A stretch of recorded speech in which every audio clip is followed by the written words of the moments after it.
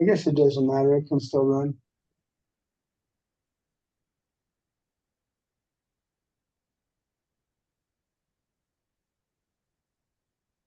So, Mike, now that I know how to,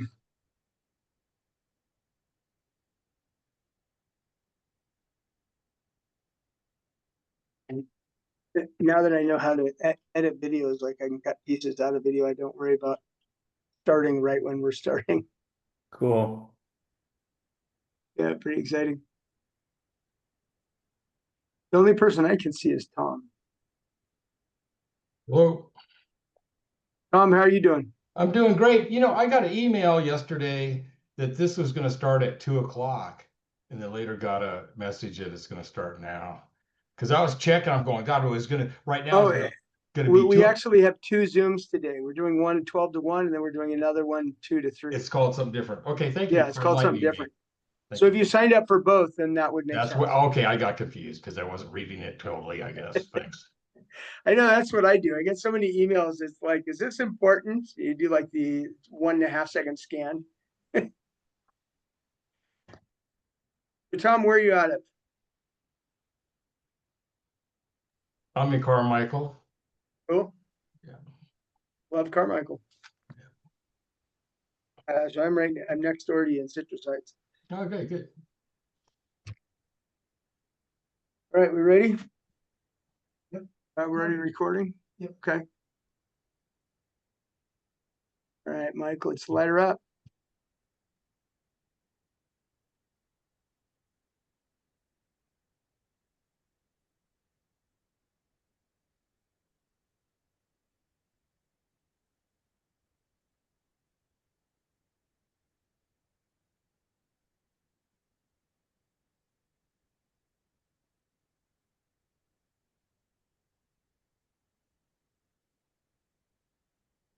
Okay, can you guys hear me? Yeah. Yeah. Yeah, good. Okay. All right, you see the screen? Yeah. Put it in PowerPoint mode. Yeah, that's what I'm doing. There you go. Okay, we're ready. Light this firecracker. Anyway, I'm really excited. Welcome all those who are already on, and future welcome to those who come in late. But Mike and I have been working on some of this stuff for a long, long time. We really feel like this is useful for people, and that's why we do it. Um,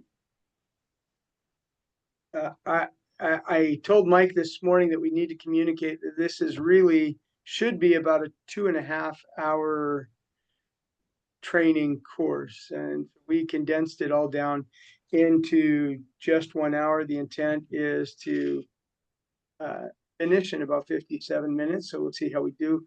And so we may keep each other, we may hustle each other through. Feel free to ask any questions. I'm not going to be monitoring the chat. I think Todd's going to be monitoring the chat. And but if you want to ask questions either through the chat or just take off your mic and ask questions, that's fine too. Love for this to be interactive. All right, any questions as we begin?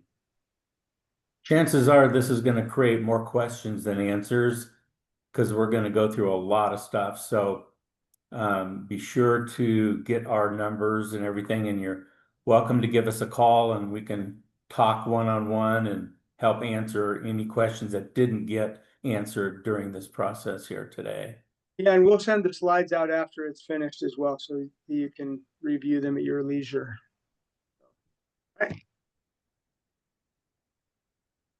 So what do you guys know about Go Be Right?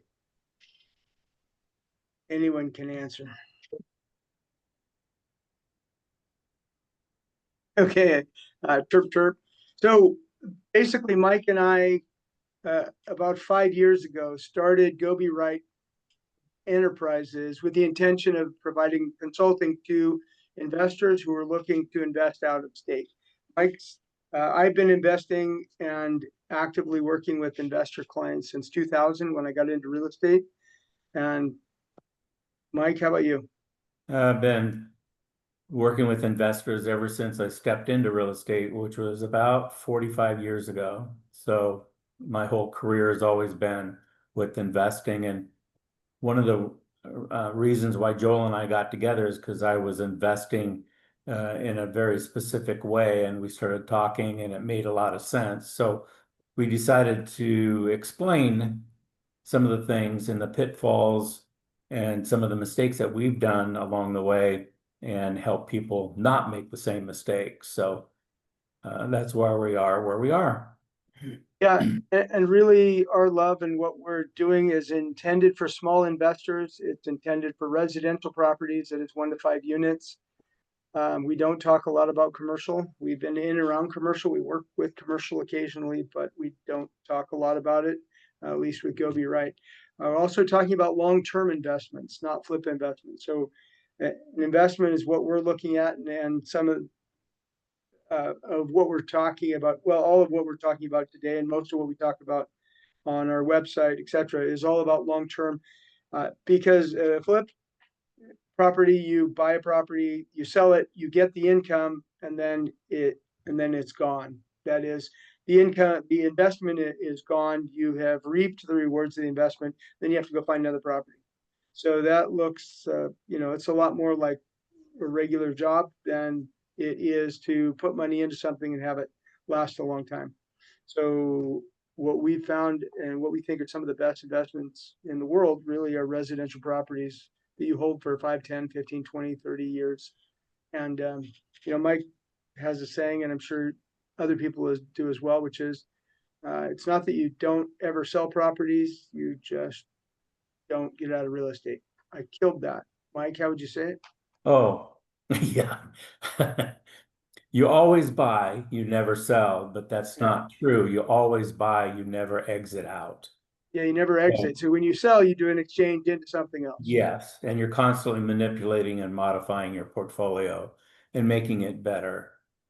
So if you have a property that's 30 or 40 years old and you've held it for 15 or 20, sometimes you're better off selling it and let the next person fix it up and replace the roofs. And then you move on to a younger property. Yeah, That makes a lot of sense. with less hassles. Less Now, hassle. kind of our goal for the people that we work with and our training is we want people to have a retirement portfolio. My thought in my own head is, to me, a retirement portfolio is 5 good, solid, decent properties that are paid off, that at retirement they're paying you a monthly income.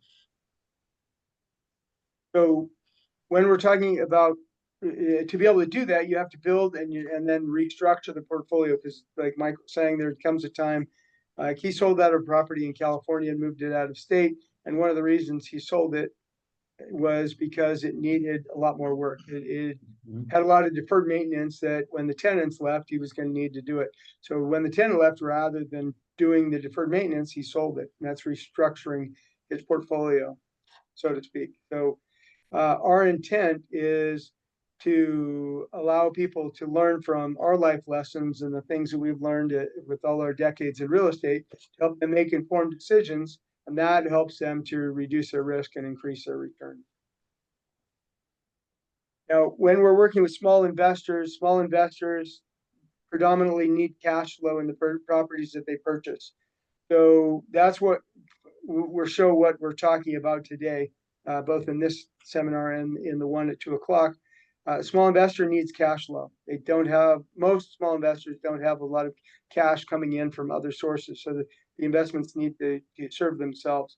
To be able to do that, and as I explained earlier, one of the primary reasons, at least for me, that Mike and I got together is so that we could help our clients. Because we work with clients, all types of investor clients specifically, about half of the people that I work with as a real estate agent over the last 25 years have been investor clients.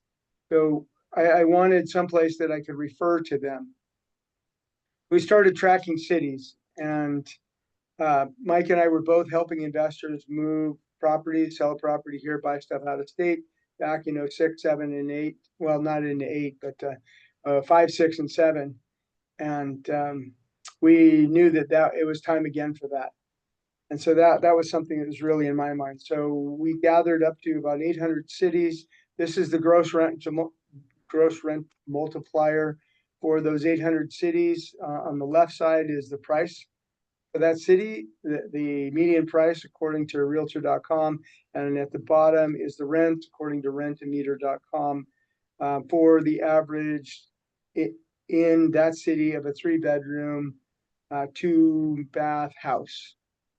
And the US median is 14.1. So we took the median of all those 800 cities and it's 14.1.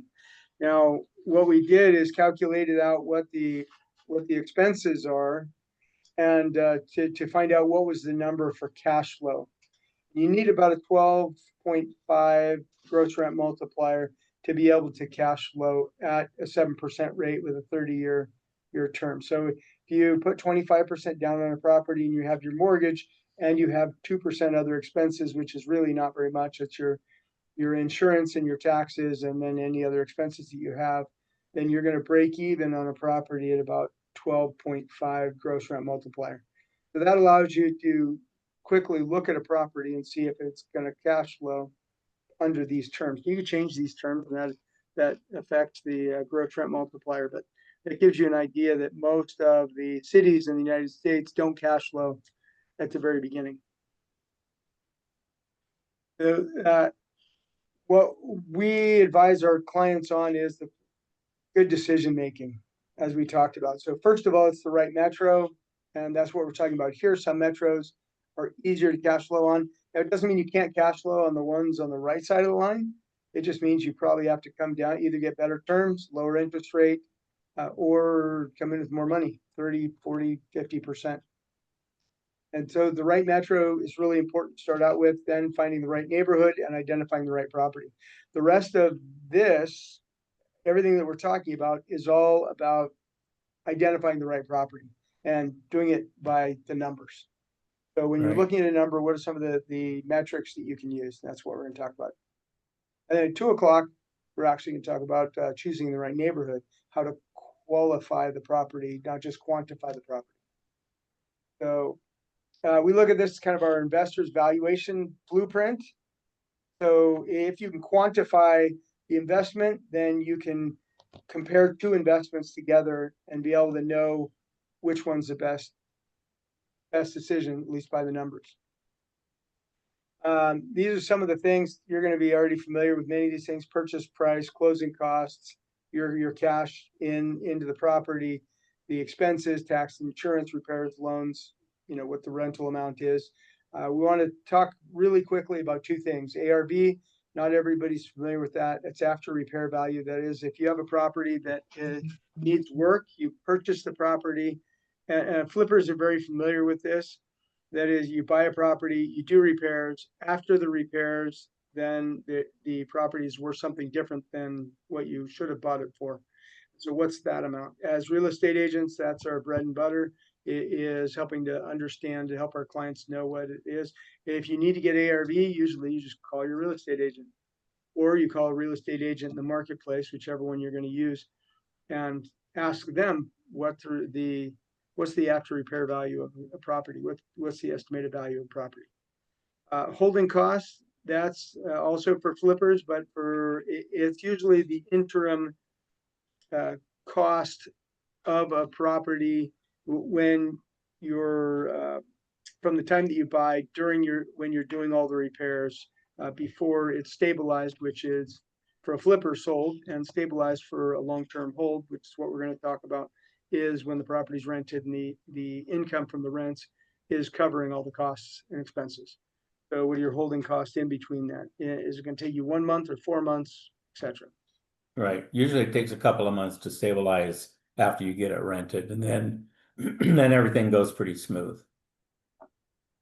Now, first one we're going to talk about is equity position.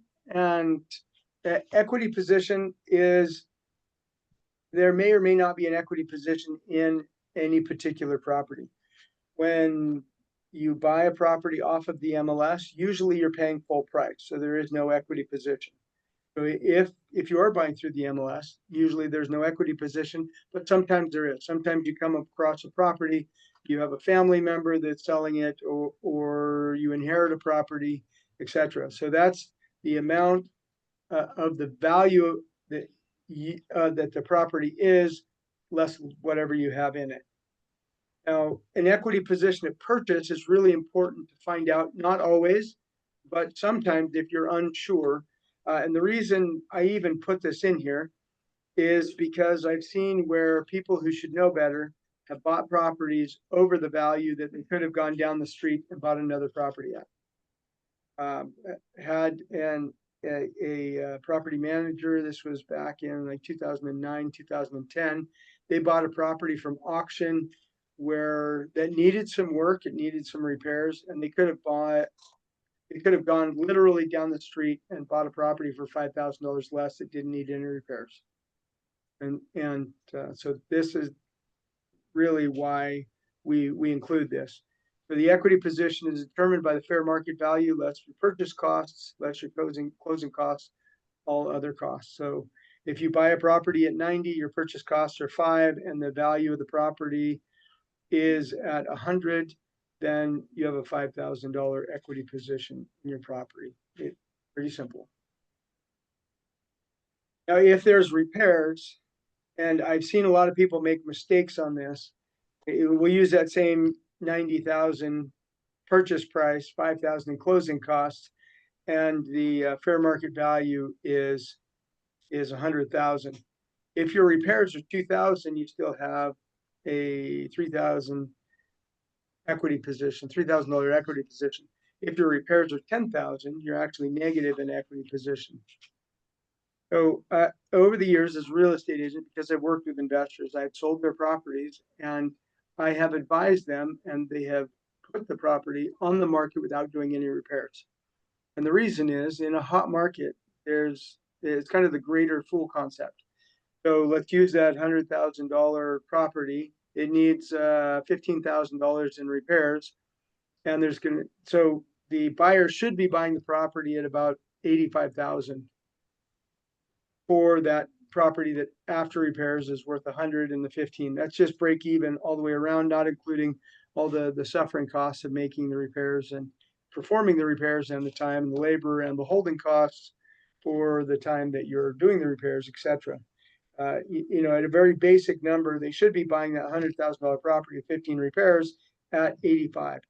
But I've seen many times where I put the property on at 90 and then have bidding wars because people see it as they're getting an equity position in the property because it's less than the other ones that are on at 100,000, and then they'll compete and maybe the property will sell at 92. But it's because whoever's the buyer, is not looking at the equity position and counting in the repairs.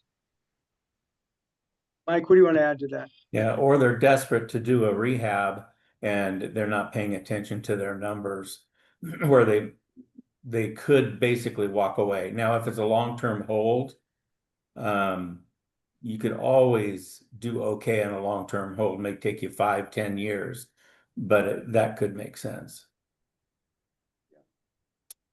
And yeah, let's talk about that really quickly as well. So back in 2013, Blackstone was buying stuff over market value, and everyone thought they were crazy. So is that same $100,000 property, and Blackstone had come in at 110,000 and beat out all of their buyers. And everyone thought, oh, Blackstone's crazy, but you know, it's great if you can sell the Blackstone because they're going to pay over the asking price. And everyone looked at Blackstone as losing money because they were buying over the current value of the property.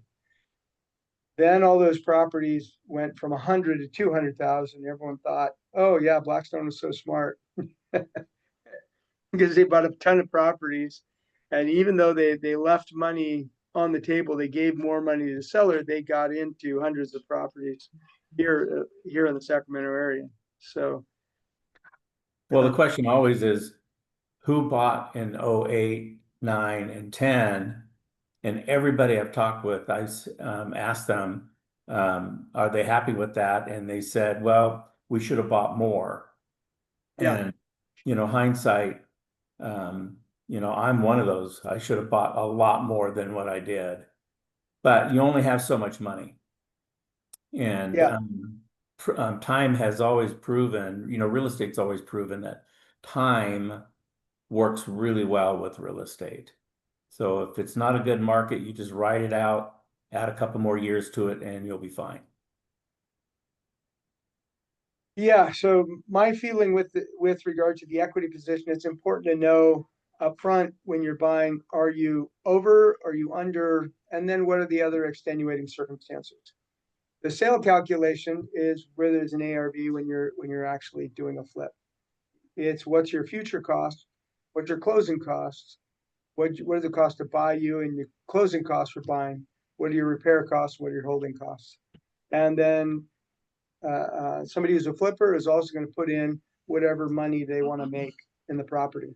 So they look at the purchase price as the empty amount. That's the one they're filling in after they know everything else. But this gives you a good idea if you have an equity position in a property by just calculating, okay, I know what my agent has told me what the ARV is, or Zillow or some other ABM has told me what I think the ARV is. Then you calculate all the other costs, take them out, and it tells you whether you have an equity position in the property. Yeah, we'll talk more about that later. Anyway, future sales, equity, this is just a summary of it. Let's talk about cash flow. With regard to cash flow, you have gross rents minus regular expenses, irregular expenses, and loan payments. This isn't usually how it's addressed, but this is the way I like to address it, which is regular expenses are things that you pay every month.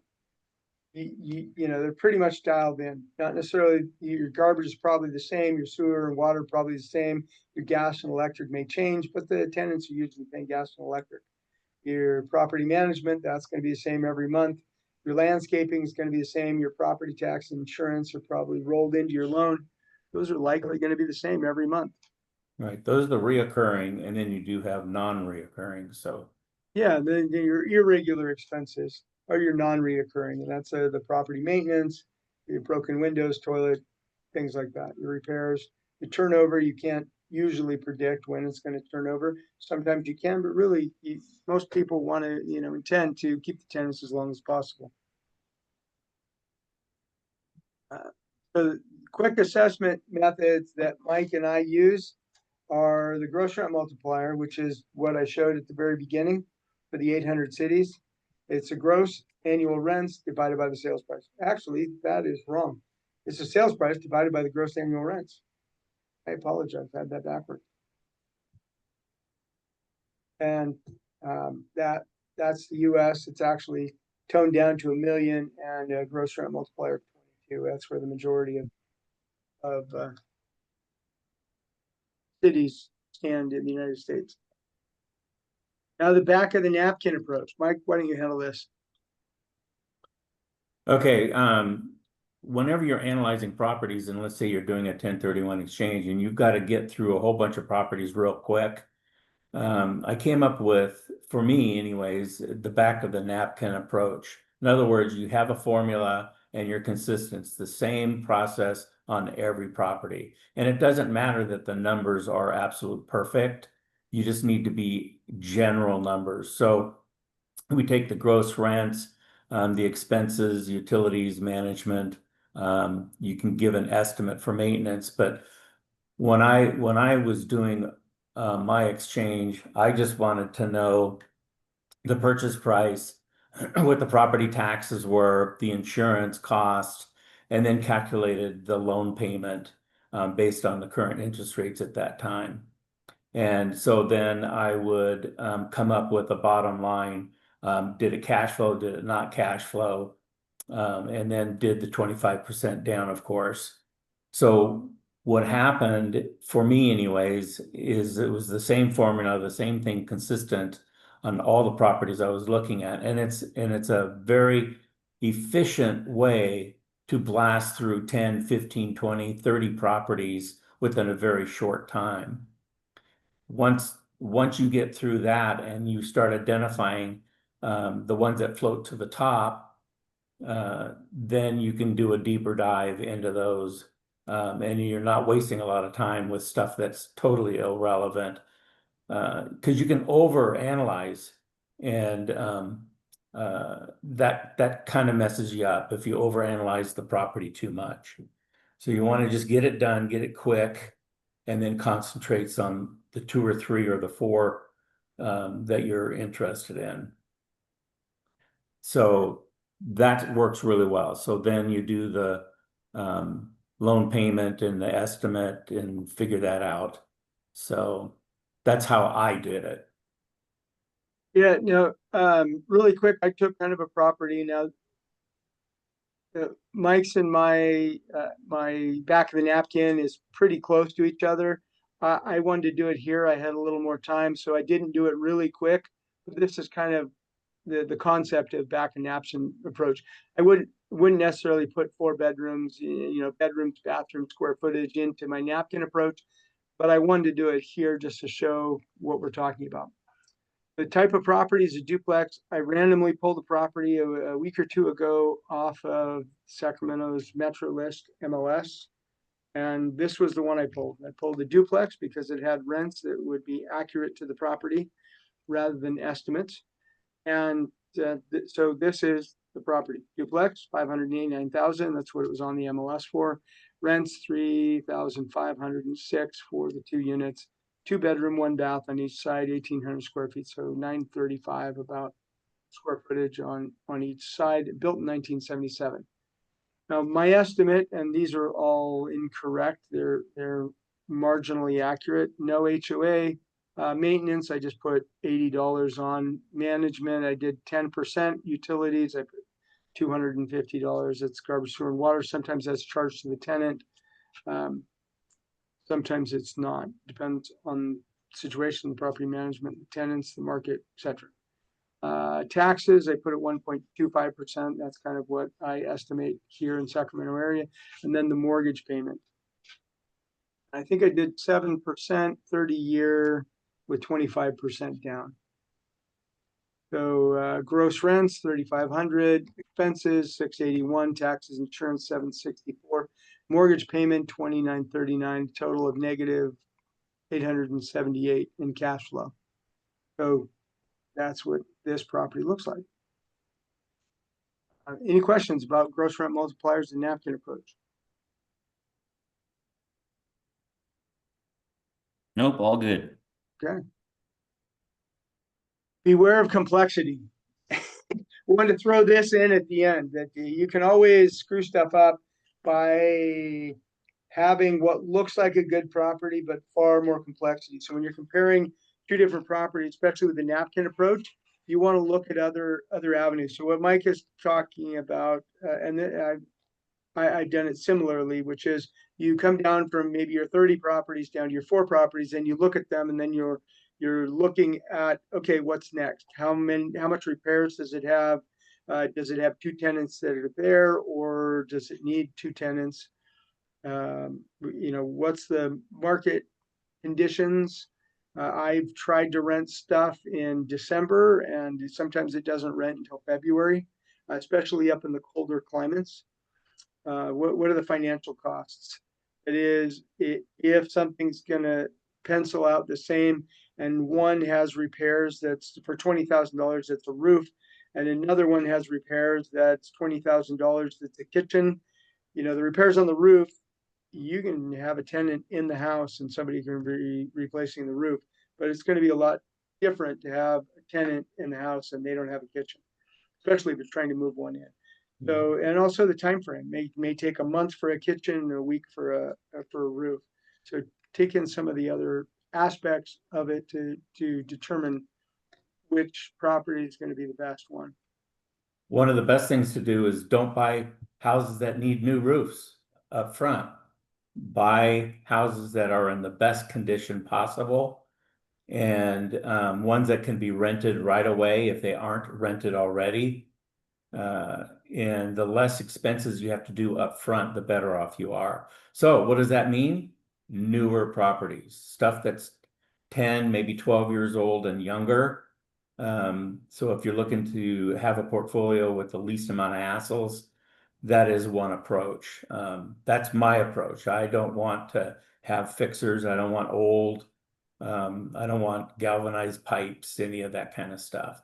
unless it's been completely rehabbed and you do a good inspection and they're in excellent condition. So that's just my personal preference. So the recommendation is you don't want to have hassles up front in purchasing, buy the better property, the better condition property. Yeah, keep it simple as much as possible. Keep it simple. Yeah, the 4 pillars. So we created the 4 pillars This thing 2 or 3 years ago. So nutmeg. The- Olin is having a really hard The time. intention was to be able to analyze portfolios and evaluate multiple properties He altogether. doesn't have any luck. So in order to move forward. Hey, Todd, can you put everybody on mute? He's gonna, for the, Here we go. Yeah. There we go. So the 4 pillars are, one moment, please. Right. There we go. Value, debt, cash flow, and cash requirements. We restructured this and changed it a little bit. Is the cash requirements are not cash requirements, it's reserves when you're looking at a portfolio. You're looking at a portfolio as a whole thing. But it transfers right over to when you're looking at a property to see in just a snapshot, a quick snapshot of how it's going to perform overall. The first pillar is value. Value is the value of the property. Using our previous example of 100,000, the value of that property would be 100,000. Even if you have $105,000 into the property, the value, what you could sell it for is 100,000. Now there's 2 ways to look at value, and one, it goes a little more in depth that you can look at it as what's the value of the property in its entirety, or you can look at it as what's the value of the property if I have to sell it. Generally, I take 7% off of whatever the value is. So that $100,000 property is worth $100,000 to me, but if I have to sell it, it's only worth 93 because I have to pay closing cost commissions. And well, yeah, just that really. So it's important to look at that if you're looking at value from that perspective. Now, debt is the second pillar. That is how much your loan is on the property, how much you owe against the property. And the difference between those two is the equity position. The third is cash flow, and we break out the cash flow pillar into 3 different sections.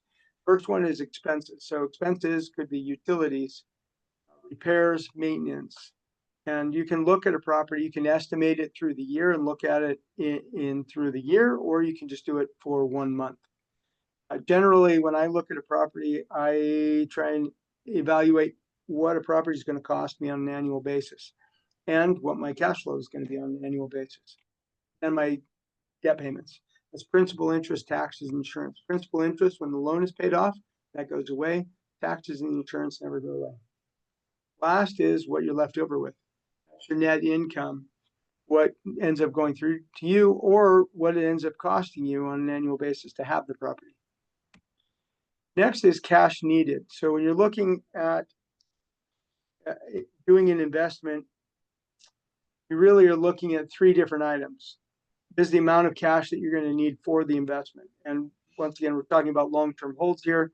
Do you need your down payment? You need your closing costs and repairs. You know, going back to that example, 100,000, you're buying the property for 90, and you have closing costs of 5,000. What are your repair costs in addition to that? And I think of repair costs as what is it going to take for this property to be able to be up and rented and running such that you're getting the income? What are the costs to do that? The last one is I always recommend having reserves. You need to have some cash reserves. You're going to hold the property long term.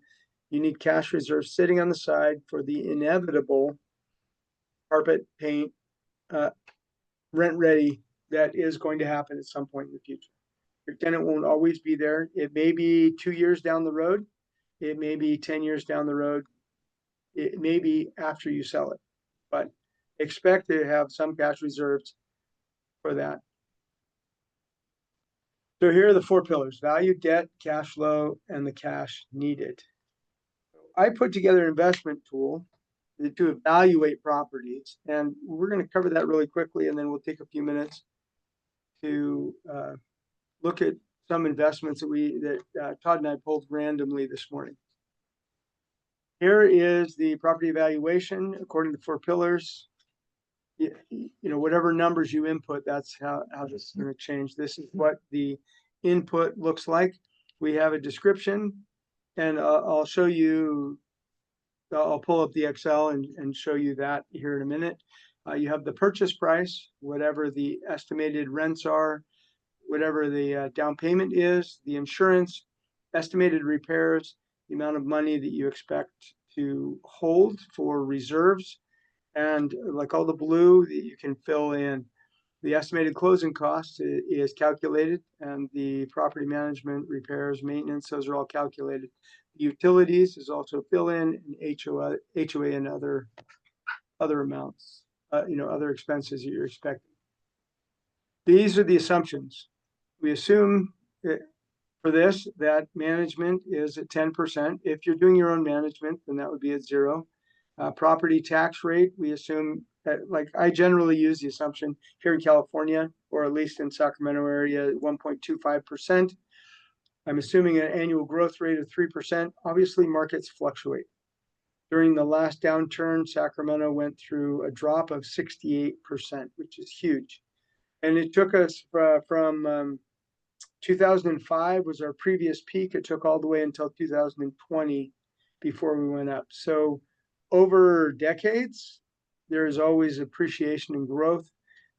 Houses cost more than they did in previous decades, but sometimes there's marked up and down in a marketplace. So be aware of what what to expect for appreciation in the market over time. Maintenance estimate, that's just a percentage of whatever your rents are that you're likely going to have to spend maintaining the property, and closing costs, what your cost at your original purchase. And loan terms, I have, interest rates typically for non-owner occupied properties are about 0.5% over whatever the conventional loan rate is. Right now, the loan rate's at about 6.5%, so I put 7% here, and the loan terms at 30 years. Now, with these property numbers, the basic numbers and the assumptions, then we come up with some calculations at the end. So here's the results that it spits out the end, and we'll go through a couple of properties here with you before we close here in a few minutes. Money needed, that's whatever amount is the down payment plus closing costs, repairs, plus your reserves. The returns, which is your monthly cash flow, it's the gross rents less the loan and less your loan, PITI, and less other expenses that you have. There's the annual returns, which we calculated 3 different things. We add all those together. What's your cash flow, which is the amount of cash flow. This is shown in months. That is what's your cash flow every month. This is shown annually. So what's your appreciation? That's assuming, once again, a 3% appreciation. We can change that. And what's your loan pay down? That is for your loan, given the terms of the loan, how much are you getting in equity on the loan during the first year? And then what's your annual returns on this property? Lastly, we calculate return on investment, ROI, which is simply the relationship between your annual returns and the money that you put out, both the down payment, cost of repairs, and the money you're holding in reserve. So that's money that you're not spending in other places. So that's your return on investment. And that's a little bit different from what many other people consider to be return on investment. A lot of times they just figure it's a down payment and closing costs. They don't count in reserves into it. And they're usually looking at the return on investment with just cash flow. So cap rates are calculated that way. And usually it's cash on cash return.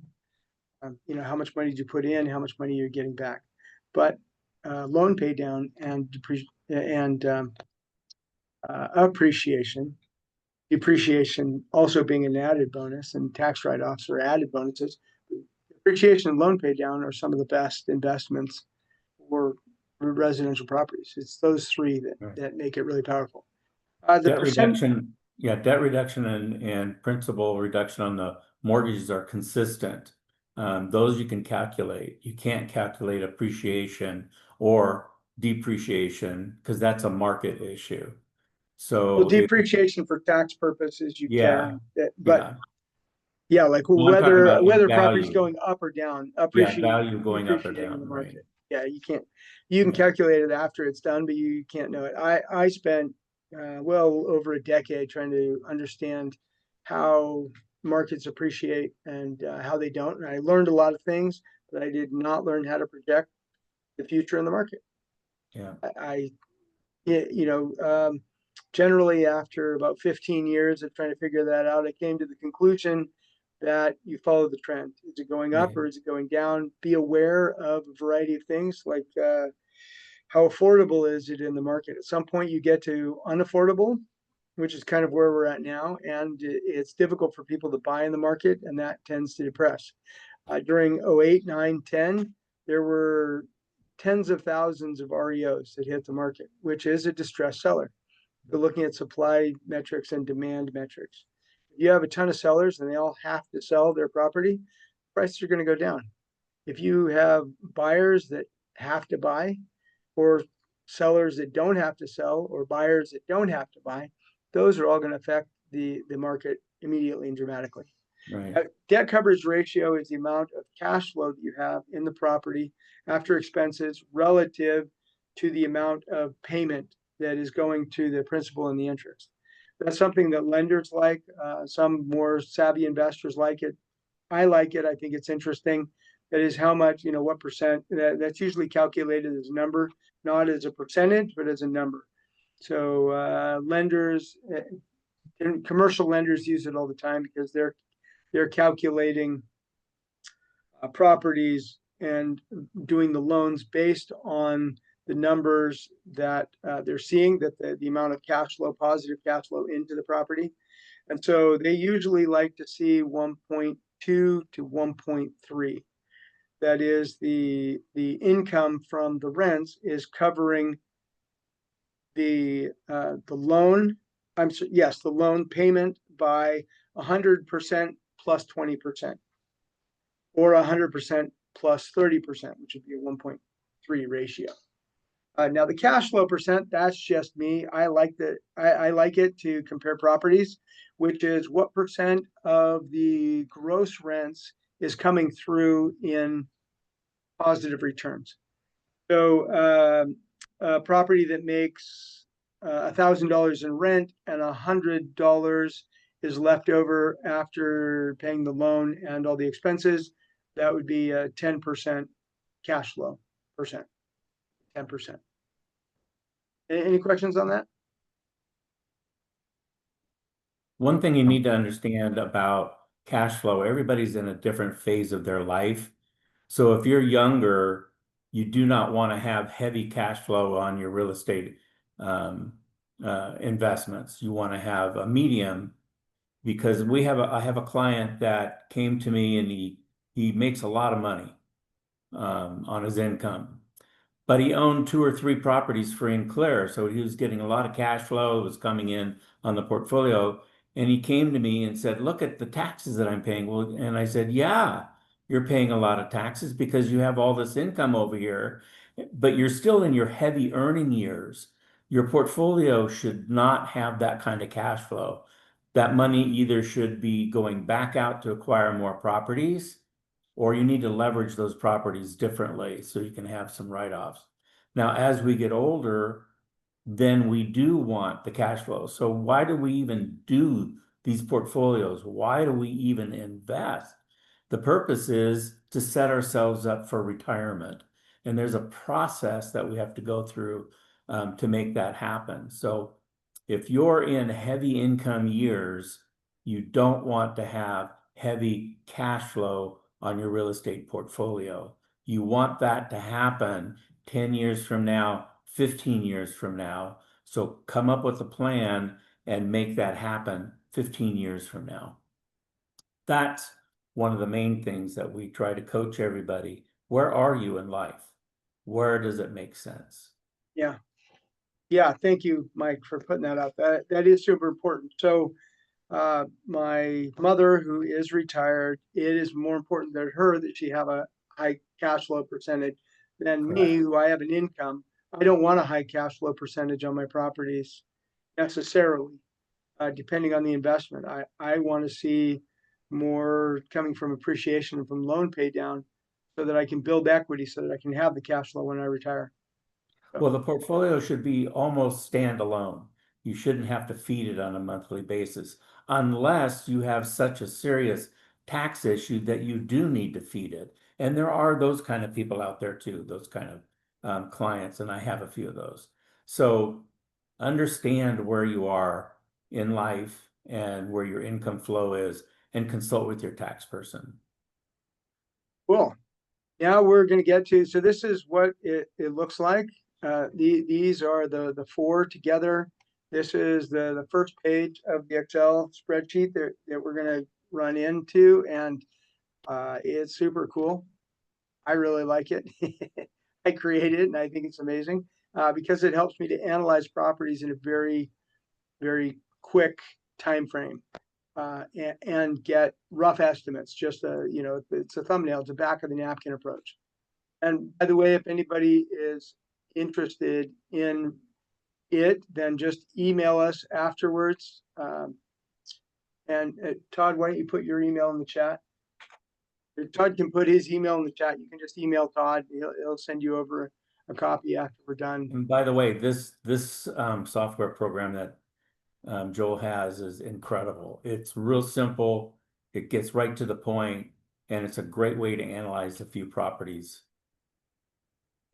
It The is next super step cool. after the napkin approach. Yeah, it's basically a back of the napkin approach, but it's well, anyway, you're going to see here in a minute. So this is what the second page looks like with the return. So the four pillars and the summary. So I'm going to get off this and here.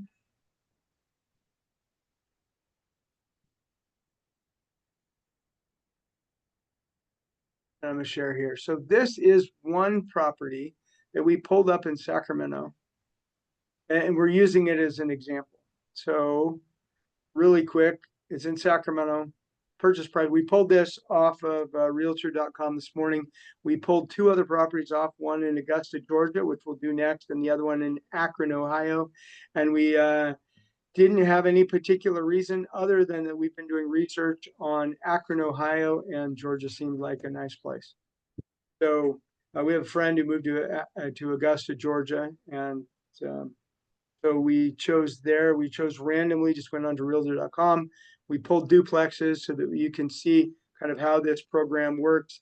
We don't recommend any of these properties. We don't not recommend any of these properties. We don't know these properties. We don't know. At 2:00 we're doing the seminar on the how to qualify properties, and that's important, especially when you get into C&D neighborhood and C&D quality of properties, which very likely all these three are. Really, what we wanted to do is just take these down by the numbers. And so here's the first one: Sacramento purchase price. Now I made a little modification. So I put whatever purchase price you want to do. If we did like 30%, it changes the number just to the right of it. And then I can change my down payment number here. Wanted to keep it really simple. Estimated rents, the estimated insurance amounts, these are taken from Realtor.com. So I expect that they're incorrect. I don't know what they would be correctly. I think they may be undervalued. We took the taxes there from Realtor.com as well, and they showed a tax rate of 1.25%, which is probably pretty accurate, at least for the California property. I don't know about the other ones.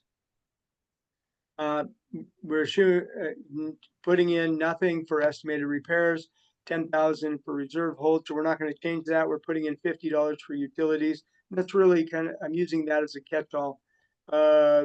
Maybe it's going to cost me $50 a month or whatever. It could be repairs or whatever. So that's just a catch-all. These I'm not going to change at all on any of the properties. The property tax, once again, from Realtor.com. Appreciation, we're leaving that the same. The maintenance estimate and the closing costs also remaining the same. and the interest rate and long-term, loan term, 30 years, that's all staying the same. We're really just going to touch a couple of these and a couple of these to make each change. Now, the result, this is assuming a purchase price is what the value is. The loan is 75%. Wait, did I change that? Oh yeah, no, I left it at 25%. So,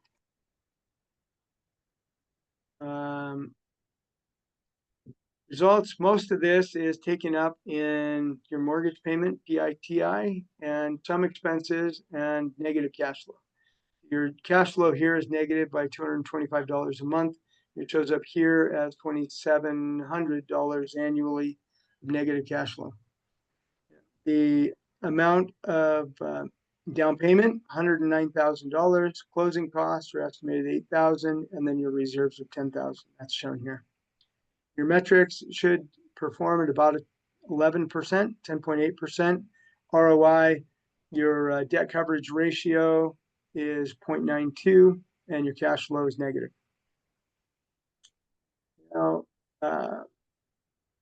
what we're going to do is just put in like 30%. Let's see, 132,000. So let's change this. So now we're putting in a down payment of 30%. Let's see how it changes the numbers. Well, it goes down to $79 negative, and you're at 10.2% rather than 10.8% for returns. Let's do 40%. See what happens. Let's get there. Or, you know what? Yeah, 175,000. 176. Rounding up. So here you now have positive cash flow about $200. And your annual returns are 18,000. Now you're not going negative every month. Now this doesn't show what would happen. It shows you as a lower ROI, but realistically, if you carry this out, you're gonna have you may have a higher return over time. 194,800 is the money required for the investment.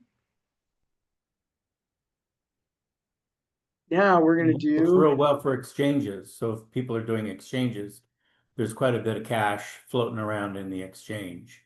Yeah. All right. Anyone speak up if you have any questions or if you want me to change anything. Hi, Joe and Mike. This is Z. Yeah. Yep. Hey, Hi. Z. Hi. Firstly, thank you so much for being so generous talking about those topics. So my question is, I kind of get the ideas now. So I see that when you put more down payment, it looks like the ROI could decrease, but the cash flow is increasing. So me speaking as a young perspective, right? So I'm almost 30. So talking previous point, Mike was talking about for young people who are currently earning incomes, want to cut down the cash flow. I think this is one way to do it, right? So basically putting less down payment, having better ROI and build the equity up, but having less cash flow to have tax write-offs. Is that one of the strategy we're talking about here? Yes. And the advantage is you now have a program that you can actually manipulate to see what your numbers are. So if you want lower cash flow or a slight little negative, but then if you consult with your tax person, they could probably tell you if you have, let's say, $100 negative per property, that's $1,200 a year. That's a write-off loss. That might generate an extra $5,000 in tax deductions that you don't have to pay to the IRS, but it only costs you $1,200. So because you get depreciation and the write-offs on the asset to begin with. So you get to manipulate all those numbers and determine where you are in your life and what you're trying to accomplish. And that's what investing is all about. Retiring and going on cruises when you're done. Yeah, investing, doing the hard work now so that you can have a better life later. Yeah. So really quick. Oh, did that answer your question? And yeah, thank you, Joe and Mike. Thank you. Yeah. Keep asking questions. So this one, I'm just putting in another property really quick. Augusta, Georgia. I put in the price, 225,000. This is a duplex. It's a 3-1 in the front and a 1-1 in the back. So 2 units. Estimated rents, this is through rentameter.com, estimating a 3-bedroom at $1,226 and a 1-bedroom at $1,026 in Augusta. Down payment, 25,000, which is the 25%. Oh, I did that wrong. All right, my bad. Good thing I changed that. You got to go through your numbers because you sometimes do stuff wrong. And then insurance 744, that just seems really low to me. It's possible. Also, the property tax, this is from realtor.com. We just took the property tax that they're showing for a monthly. We went to realtor.com, then we found the property, and then we went to mortgage payment. And then it had stuff for property taxes and for insurance. So that's all we used was there. And we multiplied those times 12, and to come up with the property tax rate, we just divided it by the purchase price at 225,000. So it came up at 0.6%. Now I know Alabama is close to 6.6%. Georgia, I'm not sure, and I don't know if all areas are that as well. So I don't know how accurate that is. The insurance seems low to me because all the insurance seems to have gone up. So here is the change in the 4 pillars, and on the other side, the money needed for this property is about 70,000. The cash flow is 685 estimate. The 16,000 return, and your return on investment 23.5%. Your debt coverage ratio goes from 0.93 with the California property to 1.53. And your cash flow, 30% of your cash flow is coming through as positive rather than paying expenses in the PITI. These All were right. picked at random. like Oh, 15 yeah, days. Todd says they are picked at random, and they were. We sat down, we go, okay, where are we gonna go? Augusta. All right, Augusta. So we went under realtor.com and randomly picked one. Now I assume these are in C and D areas, and I assume that they are not in the best of condition. So we have no idea about the quality of the property, nor do we know anything about the quality of the neighborhood. So that's the caveat. All right, any questions about this one? This is why we started taking people to other areas around the country for our investors, is exactly what this is showing. Okay, the last one that we're going to do is Akron, Ohio. And that one is 145,000. We're going to do 25% there as well. The estimated rents, it was a duplex, 4 bedrooms, 2 baths, which is 2 bedrooms, 2 bath, or 2 bedroom, 1 bath on each side, we assume, because that's what it says, 4 bedroom, 2 bath. And let's see, 36, 250. And then the insurance, this one came out to like 430. Seems really low, and the taxes came out to 1.1, which seems low as well to me. All right, everything else we're leaving the same so that all the other numbers are the same. And this one, money needed, 50,000, almost 900 in monthly cash flow, 16,000 annual returns, and almost 34%, 33.7%. 44% of it is coming through cash flow. Once again, we don't recommend any of these properties. We neither recommend, they confirm, deny, etc. Are there any questions about this one or about the program, etc.?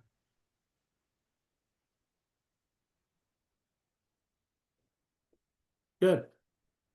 All right. Okay, well, we're going to shut off for today. Thank you so much for coming and listening. Show the And last slide. here, let me stop this. And we really appreciate you guys coming and listening, and hope it's been beneficial. Feel free to always, give If us you guys- questions, send if us you have any questions. questions or need to understand a few things, give us a call. We'd be happy to just chit Oh, chat with you. Yeah, you know what, Mike, I need to share this, or our last Yeah. slide has And the if you're contact. interested in analyzing your existing portfolio, we can definitely assist with that. Yeah. Yep. It's there. So we'll leave this up for a minute and, so gobywright.com, we have an e-newsletter on there. And Joel at gobywright.com is my email. Mike at gobywright.com is Mike's, and Todd at gobywright.com is Todd's email. Those are our phone numbers there. If anybody wants to reach out to us. Yeah, etc. All right. Any final questions? I do have a quick question, Joel. Sure. Go ahead, Steve.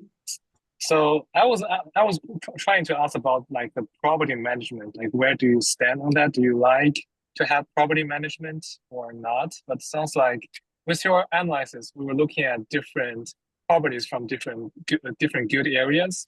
So it sounds like property management is a good thing as long as the property is good and it provides a good ROI. Is that correct?